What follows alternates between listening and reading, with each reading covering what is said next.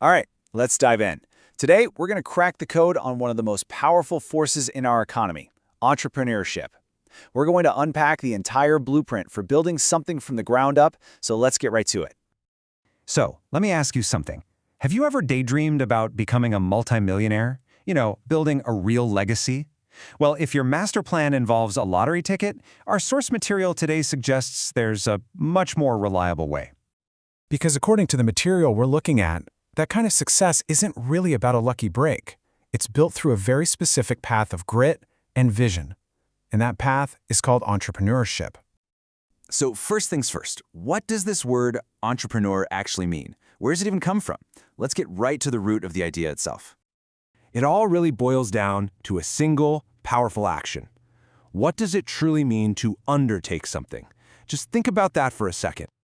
Well, check this out. The word entrepreneur comes straight from a French verb entreprendre, which literally means to undertake.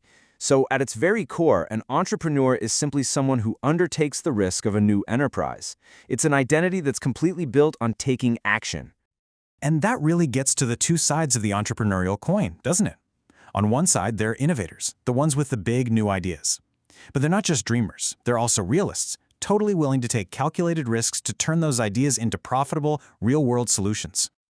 Okay, so if that's what an entrepreneur does, the next question is, who are they? What's going on inside their head? Let's take a look at the personality blueprint, the mindset that really drives them. It's not just one thing, but this powerful combination of traits. It's having the initiative to get started without anyone telling you to.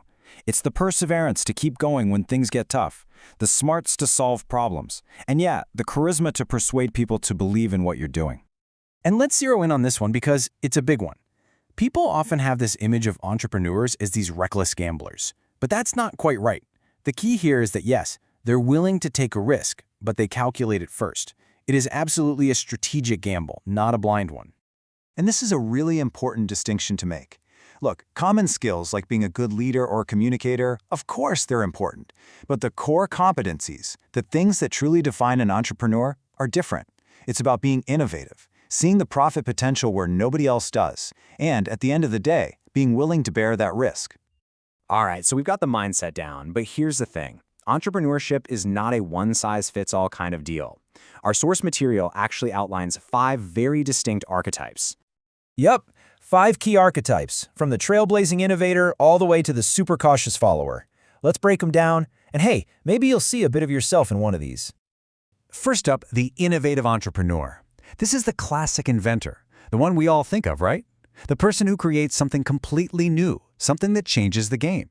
They're the ones who build new markets and just push the boundaries of what we all thought was possible. Next, we have the imitating entrepreneur. And don't let that name fool you. This is not about being a copycat. It's about being smart enough to take a proven idea and adapt it for a new market or a new audience. These folks are masters of execution, and they often make great ideas even better or more accessible for everyone. Third is the Fabian entrepreneur. Now this is the strategist, the one who plays the long game. They're naturally skeptical of hype, they avoid risk, and they only make a move when an idea is totally proven. Their motto is basically slow and steady wins the race, and they're crucial for bringing new ideas into the mainstream. Number 4 is the drone entrepreneur. And this one is more of a cautionary tale. This is the type who is so resistant to change that they stick with the old ways, even when the world is screaming past them, and often it costs them their business. It's a powerful reminder that sometimes standing still is the biggest risk you can take. And finally, our 5th type, the social entrepreneur. For this group, profit isn't the number one driver. Purpose is. They build entire businesses designed to create positive social change, tackling huge issues in education, health, and human rights. They're living proof that business can be an incredible force for good. So, we've got the definition, the mindset, and the different types. But so what? Why does any of this actually matter? Well, let's zoom out and look at the massive ripple effect that entrepreneurs have on every single one of us. It's like a domino effect, really. It starts with one person developing their skills. That leads them to create a new organization. That organization creates jobs, which improves the standard of living for a whole community. And all of that together, it becomes a powerful engine for the entire economy. You can really see the impact on 3 different levels. For the individual, it's the potential to create wealth. For the local community, it's job creation. And for the country as a whole, it's economic growth and revenue.